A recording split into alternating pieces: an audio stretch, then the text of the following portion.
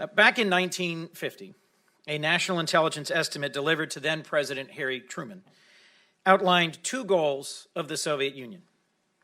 First, and I quote, destruction of working unity among the Western countries and thereby isolation of the United States. Second, alienating the Western people from their governments to undermine the strength of the Western democracies. Well, 70 years later, the Cold War is over, communism is widely discredited, and the international arena has fundamentally changed. Yet the regime of Vladimir Putin in Russia is achieving today what the Soviet Union set out to do back in 1950, as described in that memo. It is destroying unity in the West, isolating the United States, and alienating Western people from our governments. Today, I'll discuss the campaign that the Russian government is waging against the United States and our European allies. This is not a new Cold War. It is a new type of war, one that is undeclared and waged using unconventional tools. Throughout Europe, Putin's Russia seeks to undermine the order through overt aggression, such as his armed interventions in Ukraine in 2014 and Georgia in 2008, and through many other means, including disinformation, subversion, and open and covert support for illiberal and authoritarian parties. And in light of this challenge, let me just briefly suggest 5 ways that Congress must respond. So the first thing Congress must do is comprehend the nature of our conflict with Russia and ensure our constituents, the American people, share that understanding. The second step Congress must take is to maintain sanctions against Russia.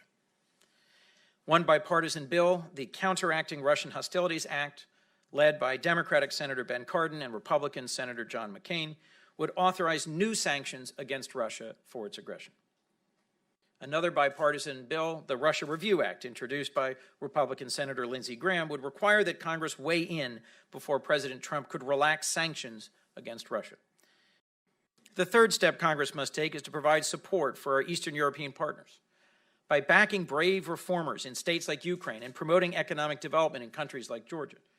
Moscow is attempting to export corruption to its neighbors to expand its influence.